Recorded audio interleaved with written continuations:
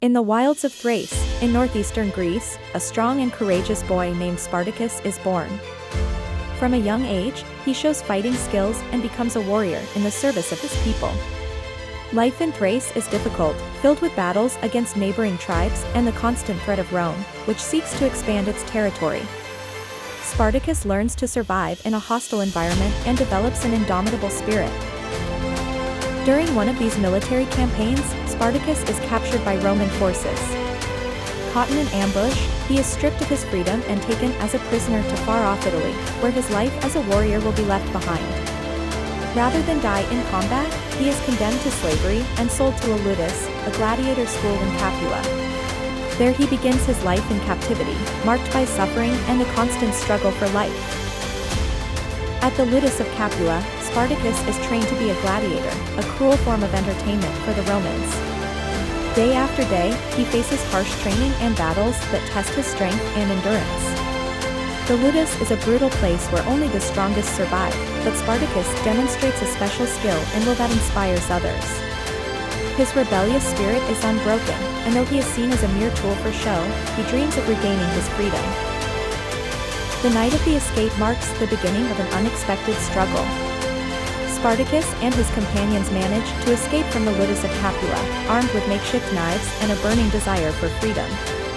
Together, they defeat the guards and flee to Mount Vesuvius, where they find refuge. From there, Spartacus becomes the leader of a greater cause. His daring escape inspires other slaves and peasants, who join him in seeking a life without chains.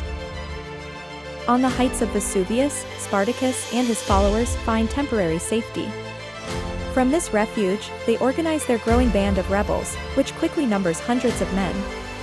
Spartacus' fame begins to spread. People see him as a symbol of hope.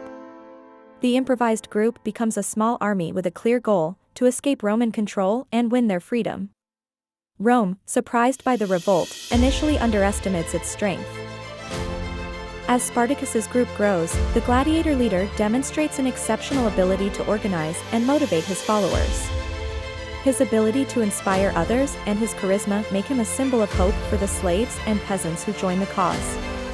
Under his leadership, the rebel army begins to gain structure, breaking up into small combat groups. Spartacus not only trains his men in the art of war, but also instills in them the importance of freedom and solidarity. Spartacus, now at the head of a sizable army, launches his first attacks against the Roman troops attempting to halt his advance. Thanks to his knowledge of the terrain and guerrilla tactics, his followers manage to defeat several Roman legions, surprising everyone with their effectiveness. Each victory not only boosts the rebels' morale, but also sends a message of defiance to Rome. Inspired by these triumphs, more slaves and peasants join the cause, and Spartacus becomes a symbol of hope for the oppressed. As Spartacus' army grows, Rome takes more serious action. The Roman Senate realizes that the revolt is no longer a simple escape of slaves, but a threat to their authority. They decide to send experienced generals with larger troops to crush Spartacus and his army. However, Spartacus and his men, with knowledge of the terrain and strategy, continue to defeat the Roman legions. Spartacus' determination inspires his followers, who now firmly believe in the possibility of escape. The threat posed by Spartacus becomes too great, and the Senate assigns one of Rome's richest and most powerful generals, Marcus Licinius Crassus, to put down the rebellion. Crassus employs ruthless tactics, using brutal methods to maintain discipline in his own ranks and wear down the rebel army. He strategically divides his troops and closes off the passage to the north, where Spartacus plans to flee. In the midst of the fighting, a split arises among the rebels. Crixus, a friend and ally of Spartacus, decides to split off with a group of Gauls to confront the Romans directly. Although Spartacus tries to convince him to continue with the plan to escape to the north, Crixus and his group take a different route and are eventually defeated and executed by the Romans. The loss of Crixus is painful for Spartacus and weakens his forces, but he continues to lead in the hope of freedom.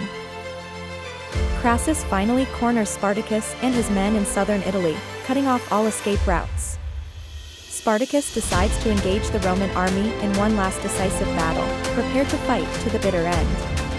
The fighting is intense and desperate, with both sides displaying bravery and determination.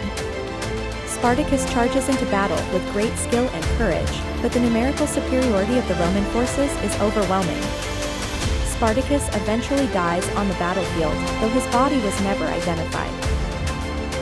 Following Spartacus' defeat, General Crassus decides to teach a brutal lesson to deter future rebellions. The captured prisoners, around 6,000, are crucified along the Appian Way, one of the main routes into Rome. The sight of thousands of crucified slaves is terrifying and sends a clear message: Rome will not forgive those who challenge its authority. This punishment instills fear and marks a tragic end for Spartacus' followers. Despite his defeat, Spartacus' story becomes a legend. His life and struggle inspire later generations as a symbol of resistance against oppression and the desire for freedom.